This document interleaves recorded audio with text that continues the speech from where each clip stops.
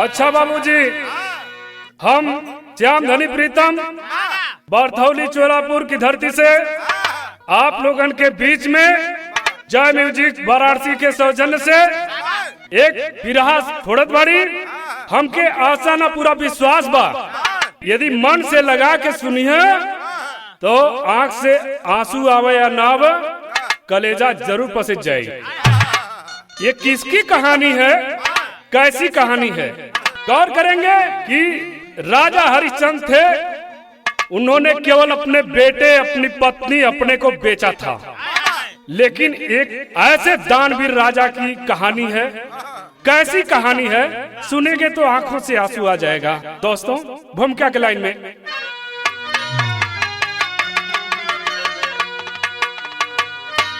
अरे अटल भक्ति की राह पग पग कठिन है, अरे सहज ना सभी इस पे चल पाएंगे। है तेज इतना कि हरिओम हर भी हवन कुंड में इसके जल जाएंगे।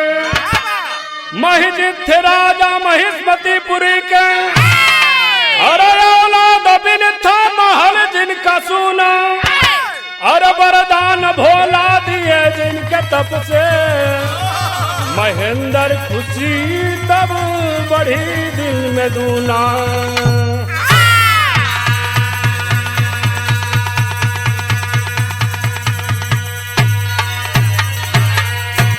बात क्या समझ लें, महिष्मतीपुरी के राजा महिजीत का चौथापन आ गया और दुख ए बात कर रहल कि राजा के एकहू संतान नहीं रहल। राजा रानी दोनों बाँच कर जिंदगी जियत न भैया, बड़ी कष्टदायी जिंदगी रहल। एक दिन औलाद के पीड़ा से द्रवित होकर के राजा महिजीत जंगल की ओर चले गए और भगवान भोलेनाथ की तपस्या करने लगे। कठोर तपस्या करने के बाद भगवान भोलेनाथ प्रकट हुए। भगवान नाथ बोले, अरे उठो बेटा, क्या कष्ट है, अपना कष्ट बताओ। राजा महिजीत बोले कि हे प्रभु, दुनिया का मालिक हुआ, तोहरा हम भक्त है और तुहार भक्त है औलाद के रूप में है। हम यदि दुखी रह तो तोहरे रहले कौनो फायदा ना हमके। हम बिना औलाद का है और यदि हमके औलाद ना देबा तो हम यही ठेन जान तज दे, लेकिन घर ना जाए और राजपाट सब त्याग दे। लेकिन भगवान भोलेनाथ कहे ठीक हो, लेकिन बेटा तुम्हारे मुकद्दर में तो संतान सुख लिखा ही नहीं गया है।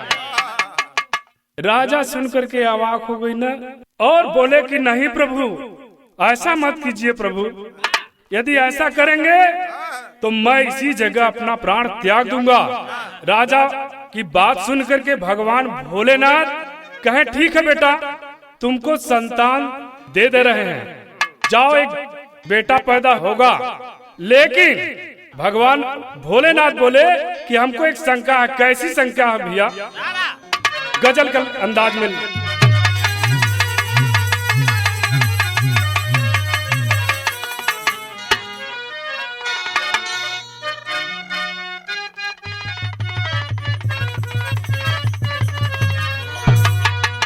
अरे अगर तुम न रहो, अगर तुम न रहोगे तो वफा कौन करेगा?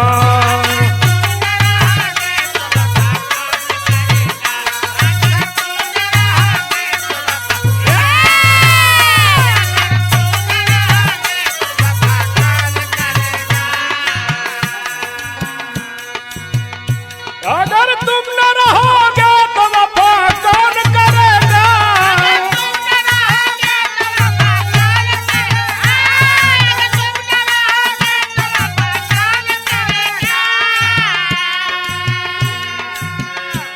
तेरे बगैर, तेरे बगैर, तेरे बगैर जी के भला कौन करेगा?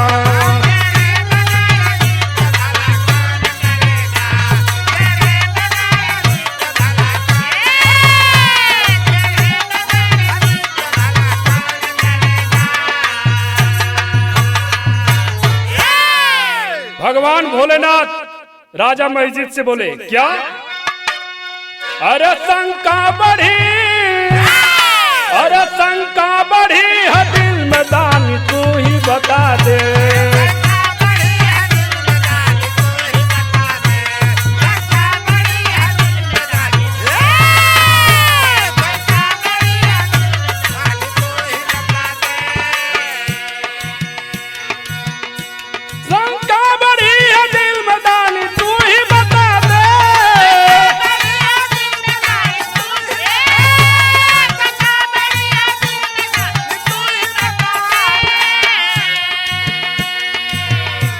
अरे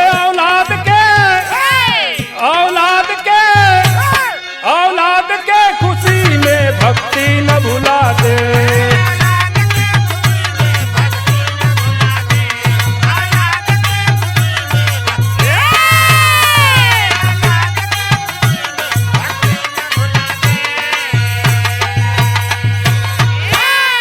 भगवान भोलेनाथ बोल पड़े कि अरे बेटा औलाद तो तुम्हें हो जाई, लेकिन औलाद के खुशी में हमार भक्ति मत भुला दिया। अंतरा लगल मास्टर।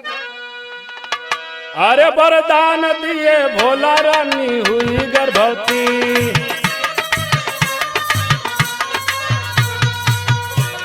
अंतिम रहा महीना पूरी हुई मनौती। एक रोज चले जंगल रानी कहीं घुमा दो,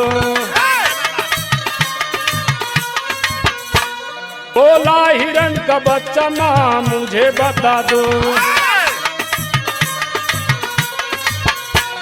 रानी को होगा बेटा की बेटी कैसे माने, बेटा ही होगा बेटा हिरनी लगी बताने। आदेश दिए राजा लाओ महल पकड़ के, माल तुम्हें कैसे हिरनी कही अकड़ के।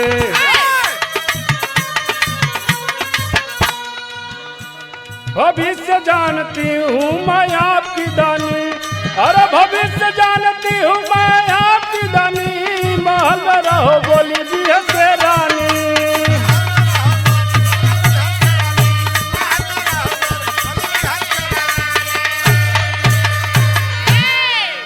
बात के समझ ला भैया।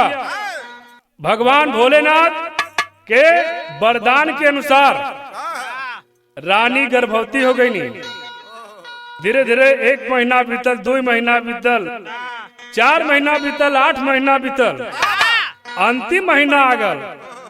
रानी एक दिन राजा से कहने की है राजन हमार वन विहार करे का मन करत है। राजा कहना ठीक है। तुरंत रथ पर बैठाए रानी को और कुछ सैनिकों के साथ लेकर के जंगल की ओर जा रहे थे। इसी बीच बगल में देखते हैं तो एक हिरनी अपने बच्चे को दूध पिला रही थी और इतने में जो दूध पी रहा था बच्चा हिरनी का, वो बोल पड़ा कि ये माई ई जे जात है के है। इतने में हिरनी बोलल कि ये बेटा यहाँ का राजा हूँ, बहुत दानी राजा हूँ। और कहा माई कहाँ जात हूँ? कहा बेटा रानी गर्भवती है और न घुमाओ बता जात हूँ। और आश्चर्य के बात ये भैया कि हिरनी और हिरनी का बच्चा दोनों मनुष्य के भाषा में बात करते ना। आई बतिया राजा और रानी दोनों के कान तक पहुंचत रहल। इतने में दूसर बात कह दिले हिरनी का बच्चा कि ए माई एक चीज बतावा, रानी यदि गर्भवती है तो न बेटा होई कि बिटिया होई? तो हिरनी बोल दी कि बेटा रानी को बेटा होगा। इतने में राजा कहते हैं कि या हिरनी तुम कैसे कह दी कि हमारी रानी को बेटा ही होगा? हिरनी बोल पड़ी ए राजा अकड़ा मत हमसे, हम पूरा भविष्य जानत हई। एकरे पहले तोहरे साथ का भल हो और आगे का होए वाला हो। इतने में सैनिकों से आज सैनिकों को आदेश दे दिए कि इस हिरनी और उसके बच्चे को पकड़ करके महल में ले चलो। हिरनी बहुत गिड़गिड़ाई, लेकिन महल में पकड़ करके ले गए। फिर दिन तो बीता किसी तरह से, लेकिन जब शाम हुआ तो हिरनी अपने पति के लिए लगी तड़पड़ाने। कहे कि राजन हमके छोड़ दा, हमके छोड़ दा, हम अपने पति के लिया के आई तो यहाँ रहब, हम यहाँ छोड़ के न जाब।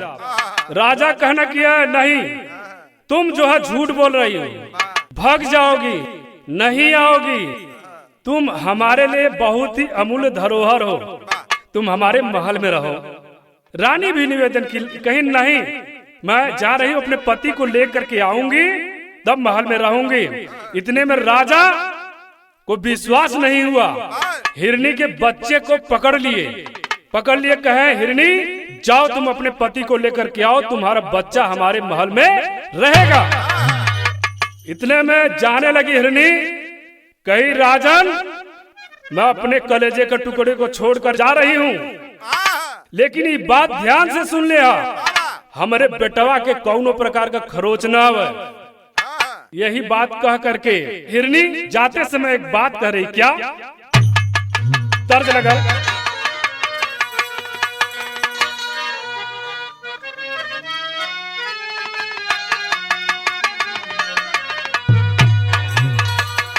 अरे पानी बिना सुखता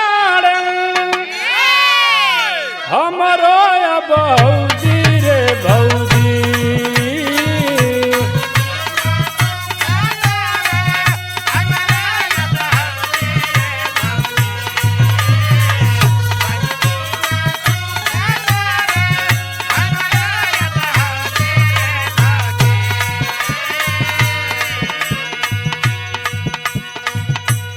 पानी बिना सुखता रे हमरो भौजी रे भौजी, की भौजी रे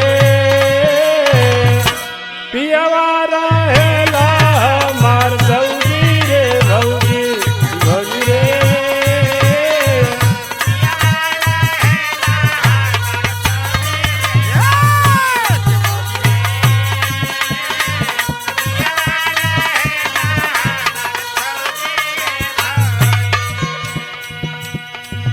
हिरनी तड़पड़ाने लगी कि हे राजन हमरे बेटवा के हमरे संगे जायदा, हमरे पर विश्वास करा, हम अपने बेटा और अपने पति के जरूर लेके आई। अपन पीड़ा हिरनी बोल कहत बा कैसे,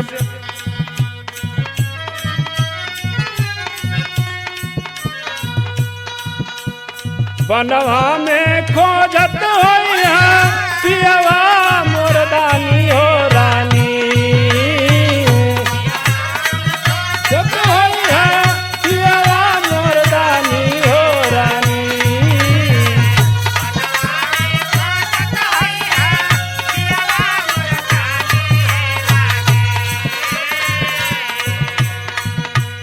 बनवा में खोजत होई है पियवा मोरदानी हो रानी, की रानी हो। अरे मनवा हमार कैसे मानी हो रानी, की रानी हो।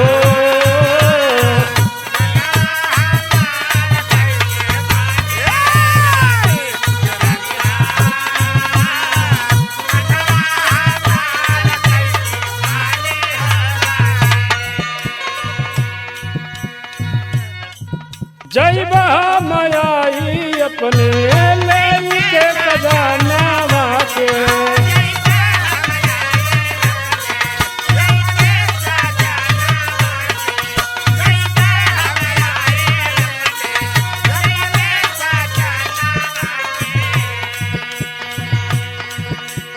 लेहला धराए राजा बबुआ हीरा नावा के,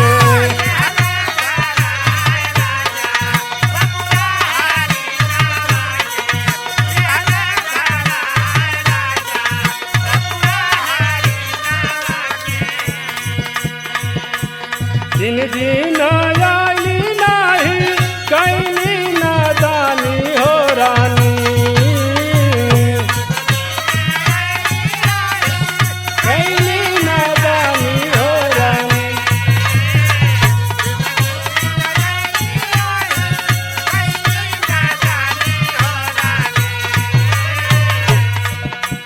तीन दिन आईली नाही कैली नादानी हो रानी की रानी हो ललना जनमाली पवली बानी हो रानी की रानी हो ललना जनमाली पवली बानी हो रानी।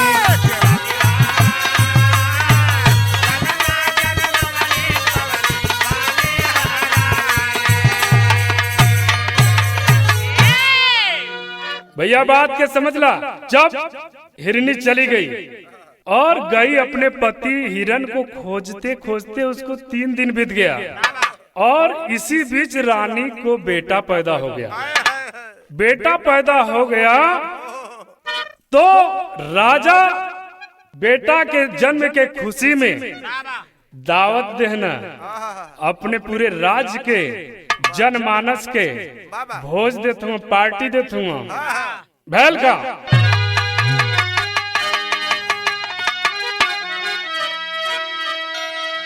दिए खुशी में दावत राजा, दिए खुशी में दावत राजा अपने मन अरमान लिए।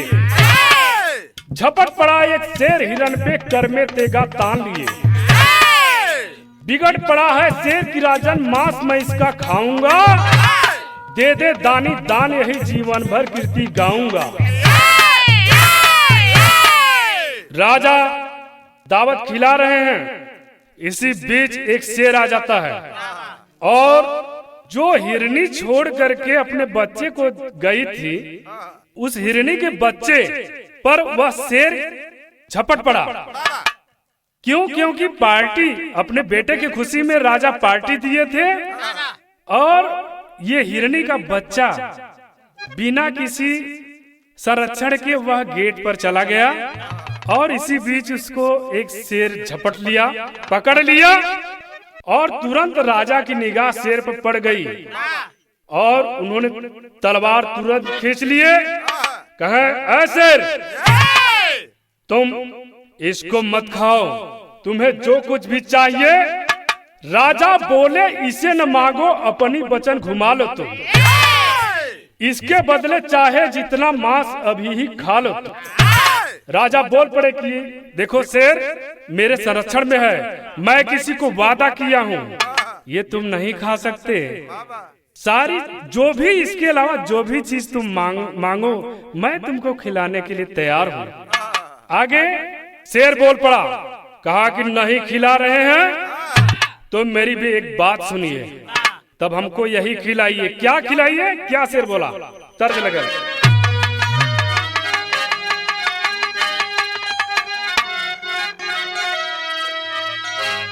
अरे पिया पिया रटता, अरे पिया रे भइल दहिया रे सखिया, अरे पिया मतलबा कयार पीरित लई भागल रे सखिया।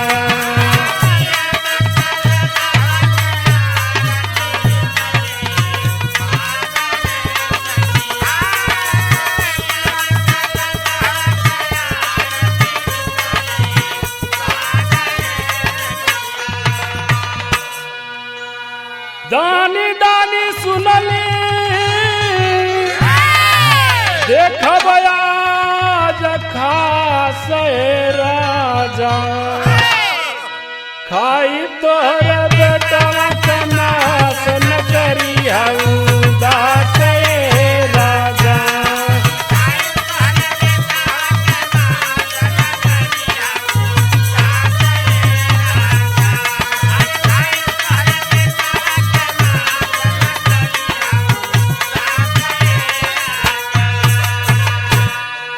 शेर बोल पड़ा, कहा है राजन जिस बेटे के जन्म की खुशी में पार्टी दे रहा है मैं उसी बेटे का मांस खाऊंगा।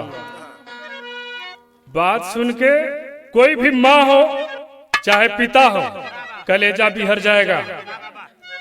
भैल का अरे सुनली जरानी गिर गईली धरतिया,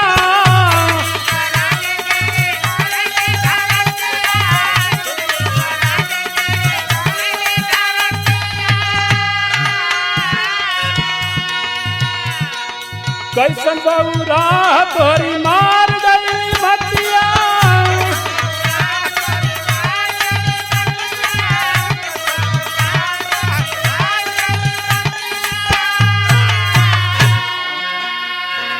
कैसे तोहरा दिलवा में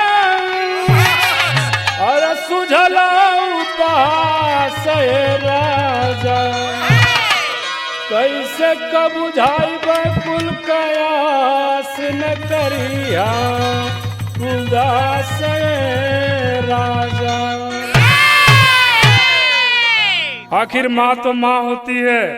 रानी गिर पड़ी गस खा करके जमीन पर मित्रों कि ऐसे ई का मांग देला करे बाद राजा के भी कह लगने की है राजन ई कुल का आज कैसे बुझाईबा तू, यही बिना हमारी जिंदगी अधूरी रहल है।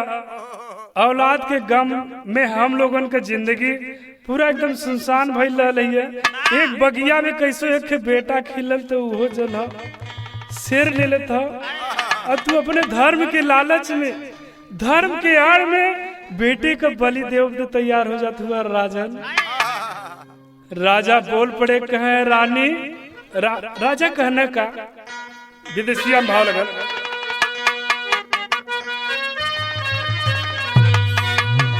कहे राजा रानी जब मन बुना बचनिया हो, मुहवा देखैया का राजा तो हर दनिया। ऐली तब रानी ले लाल के अचरवा में, कह शेर काटा अपने हाथे दोनों प्रनिया। छूटे ना कटारा नाही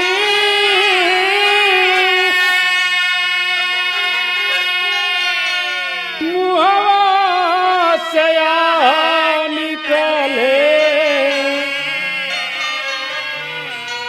नाही चल जाइब लेके हरि नामाए रनिया।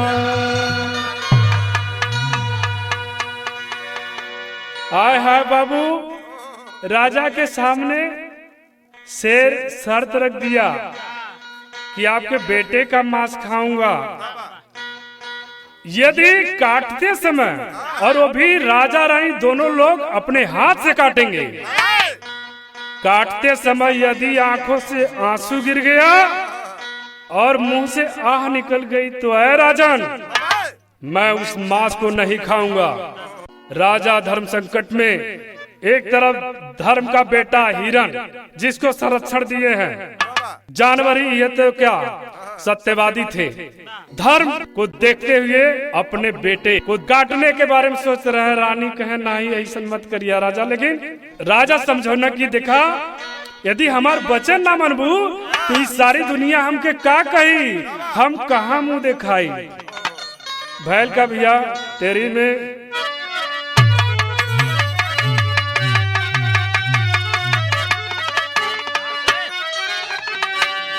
और भक्ति का आज हुई है फैसला,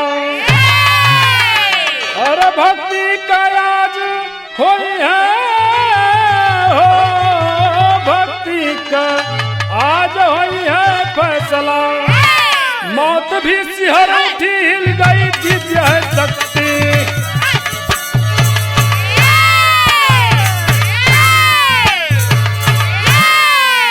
आखिरकार उस हिरण के बच्चे का जीवन बचाने के लिए राजा निर्णय ले लेते हैं।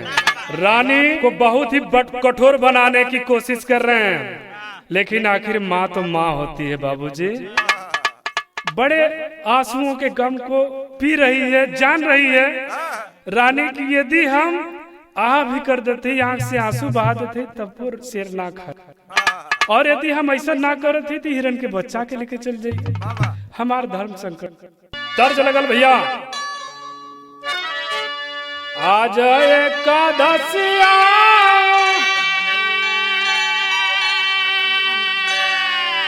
और बिहान दुआदसिया तेरसिया के नाम। इधर तर्ज रहल भाव स्थल पर ध्यान दें। भैल का लाल के धरतिया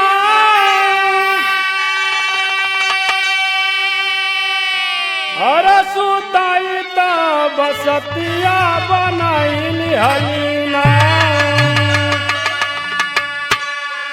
आपन बजरा का छतिया बनाइल हलीना।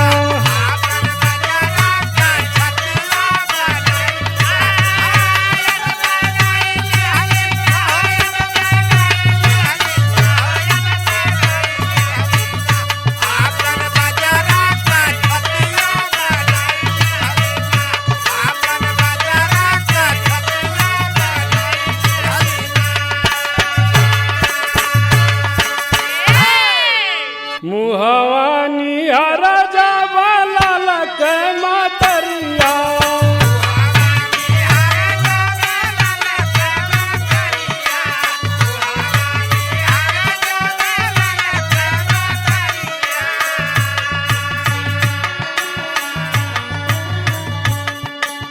पड़े नाही हिम्मत कैसे मारी हम कटरिया।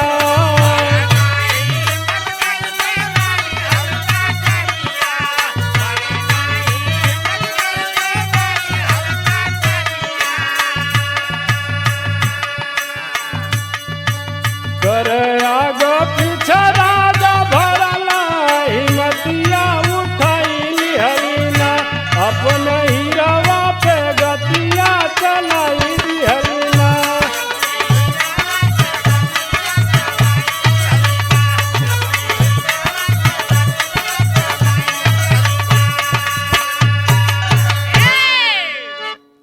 राजा रानी दोनों कटार लेकर के तैयार हो जाते हैं अपने बेटे को काटने के लिए। कौन माँ होगी दुनिया में जिसका कलेजा पसीज नहीं जाएगा, जिसके अपने ही औलाद को अपने हाथों काटना पड़ रहा है। हुआ क्या? तर्ज लगा।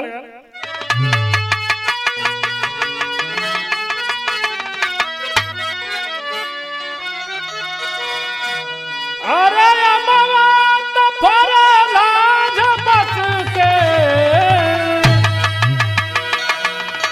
तापर सुगा में डरा।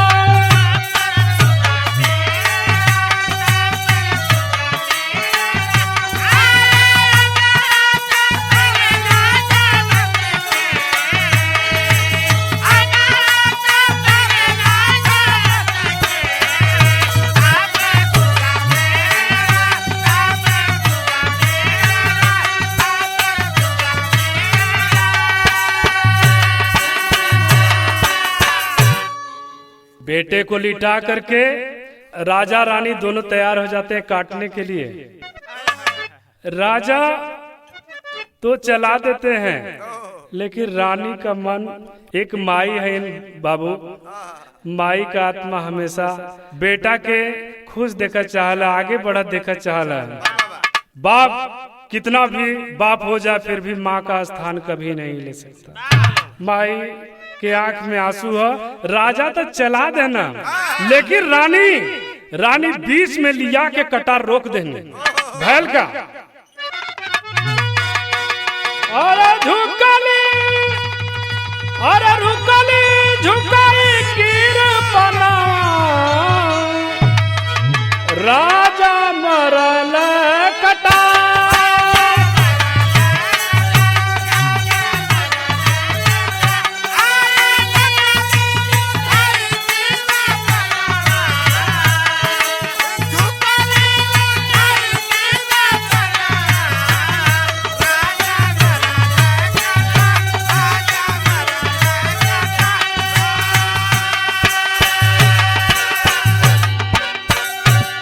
मुड़िया कटल जब पड़ली नजरिया।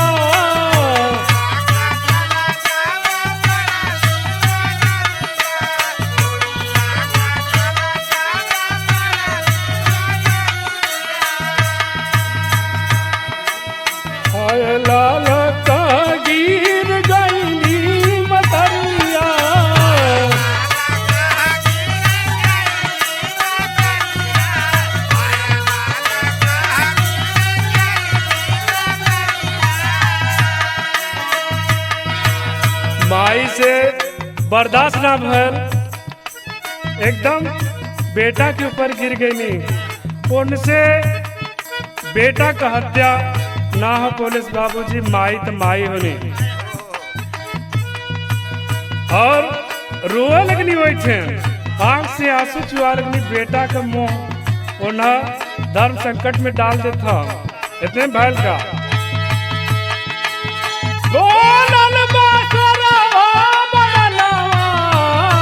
राजा करब नाया।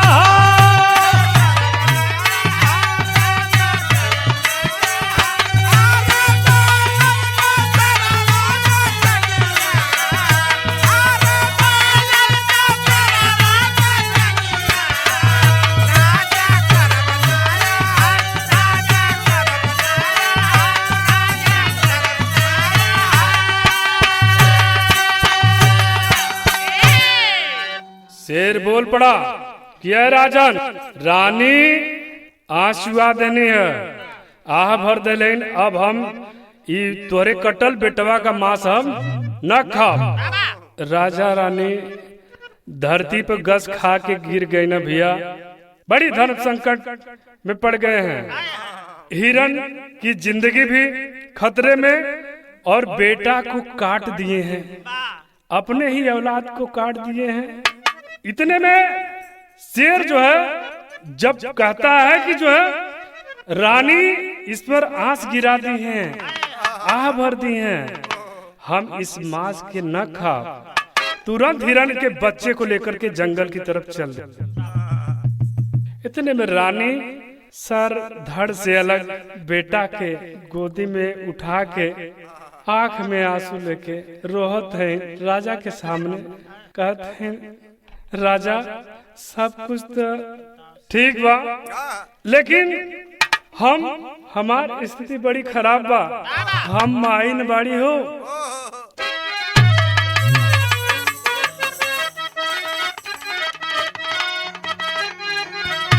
तर्ज लगा लिया, पिया परदेश गईले तार लागो चोटिया में।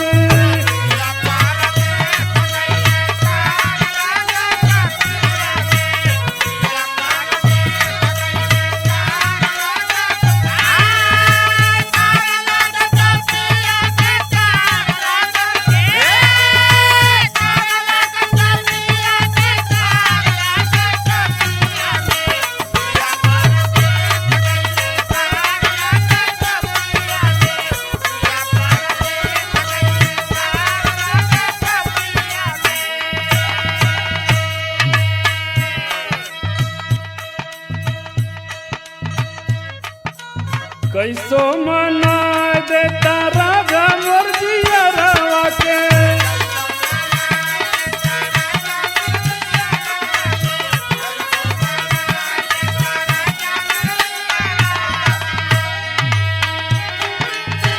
कहे नहीं मानत समझा देता पीरावा के। कैसो मना देता राजा मोर जियरवा के।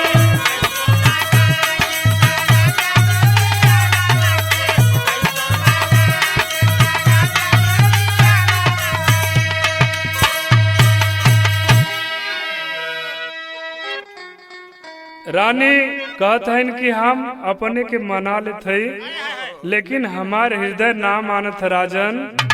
ये हमार हृदय बैठल जाता, हमार करेजा बैठल जाता। जौने करेजा के टुकड़ा के लिए हम बहुत पूजा पाठ आप तपस्या कैला, वह आज दुनिया में ना रह गई न जनो, अब कैसे जियल जाए। रानी राजा से कहत है का बचल न लाल न हरी न बचवला।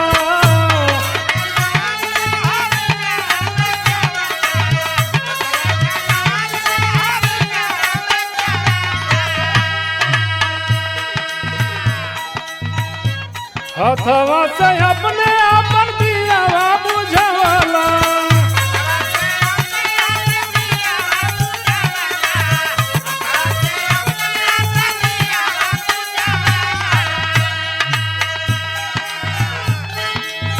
कौने गुनहिया हमरे मार दे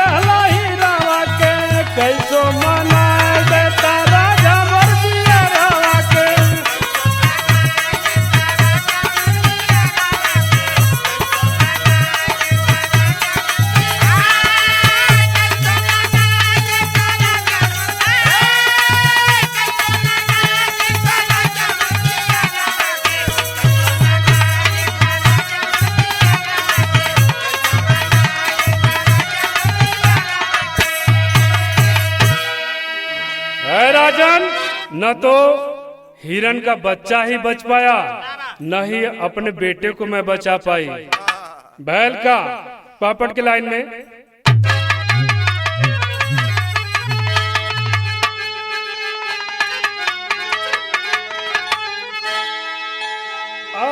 तबले बाबू आ गइला हिरनवा राजा बतला कहवा हुआ रानी मोर सुगनवा राजा बतला।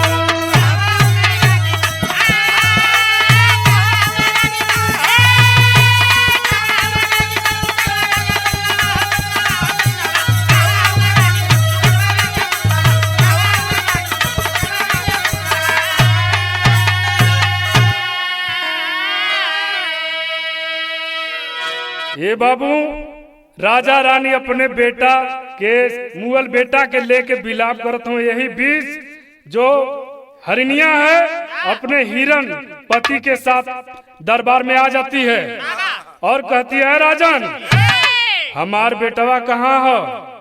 राजा कहत का बड़न तोहर बेटा खातिर अपन बेटा दहली मारी हो, फिर बचा न पवली तोहरो बेटा गईली हारी हो। गयल शेर ले जंगल के दरमनवा राजा बतलावा, अरे गिरल हिरनिया मुँह के तौने छनवा राजा बतलावा। राजा जब बोले कि हिरनी मैं तुम्हारे बेटे को बचा न सकी, तुम्हारे बेटे को बचाने के चक्कर में मैंने अपना बेटा खो दिया। तुम्हारे बेटे को शेर लेकर के जंगल की तरफ चला गया। कहा रे राजा तू अपने बेटवा के चाहे मार दा चाहे काट दा, तू हमरे बेटवा का क्या हुआ। राजा अवाक हो गए, बोले कि हमसे अपराध हो गया, हम धर्म संकट में पड़ गईली, सारी कहानी बयां कर दिए।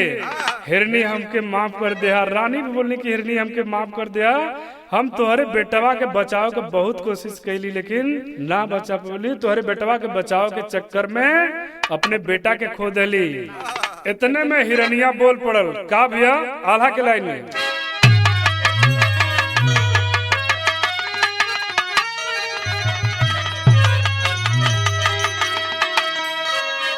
बोलल हिरनिया माना हमारो बचनिया बाबू, बोटी बोटी काटाया अपन हो दूल्हा।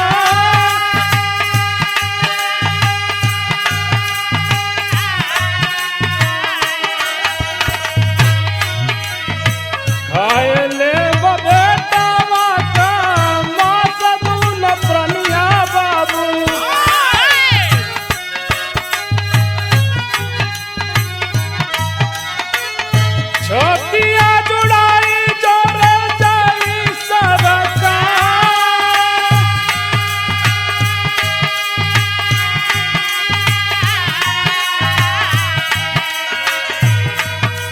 हिरनिया बोल पड़ी ये राजा अब जवन लड़का के अपने कटले हुआ वही का मांस तोलो, अपने हाथे काट के वही अपने बेटवा का मांस खा, तभी तो हमें सुकून मिली। कहाँ से हमारे बेटवा के खो देले हुआ, हम कैसे जियब। थर थर कांपे लागल धरतिया गगनवा बाबू,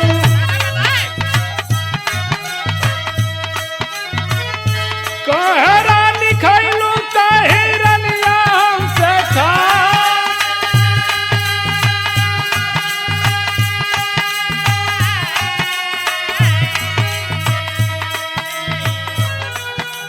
भोलम कवन माई अपन खाई हो सुगनवा बाबू,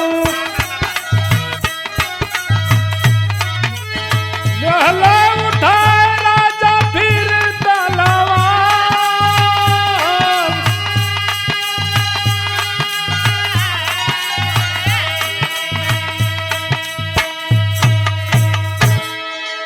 हाँ भैया, जब हिरनिया मजबूर कर दी, राजा मजबूर होकर के तलवार उठा लिए। रानी बोले कि अरे हिरनिया, तू ई का करत हो, ई का करवाओ हमसे चाहत हो।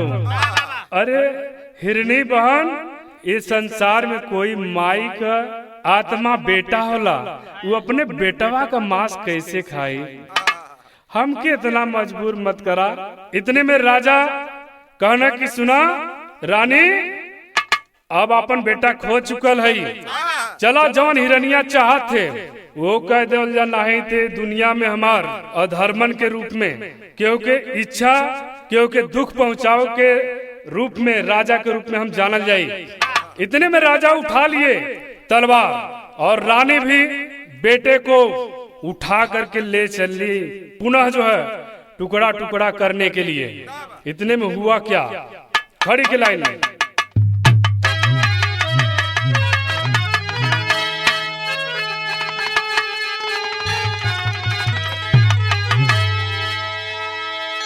न्याय के बलवेदी पर धर्म न हटाई जबरी, डिम डिम भोले का डमरुआ बजल बतई घरी।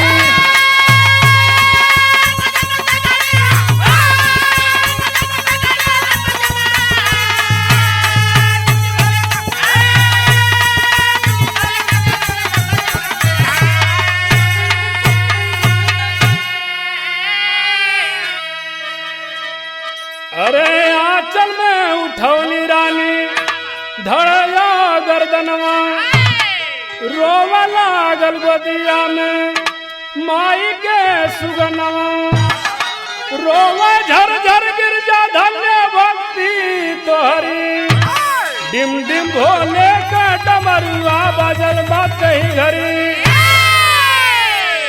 राजा रानी पुनः टुकड़ा टुकड़ा करने के लिए जब चल देते हैं, इतने पूरा जो है धरती वहां की एकदम कंपन होने लगता है।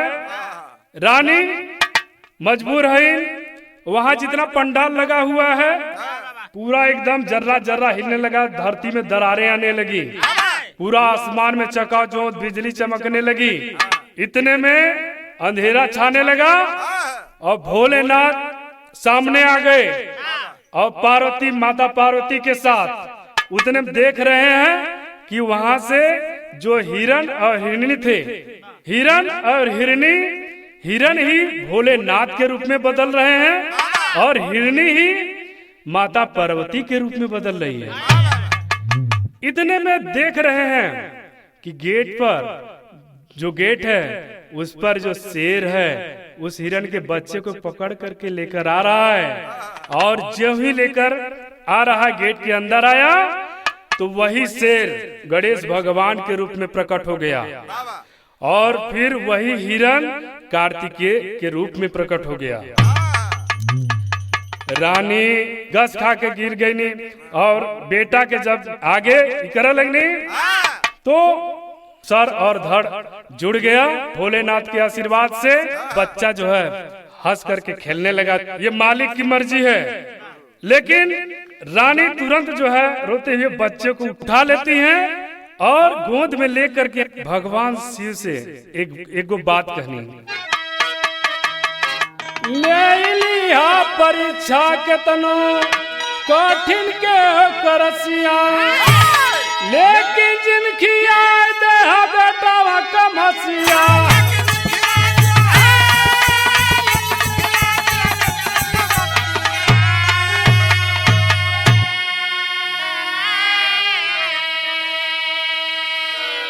नहीं तो विश्वास यही भक्ति से उतरी, डिम डिम भोले का डमरुआ बजल बतई घरी।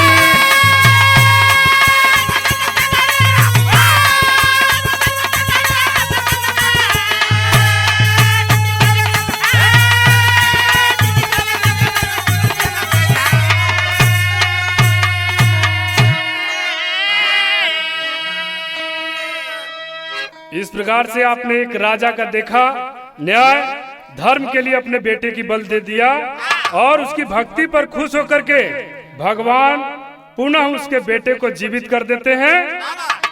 गाने का अंतिम प्रमाण था रमन गुरु बिहारी बलदेव बेचन स्वर के वासी, राम बचन रामधारी मंगल भोला भरत अभिलाषी हो।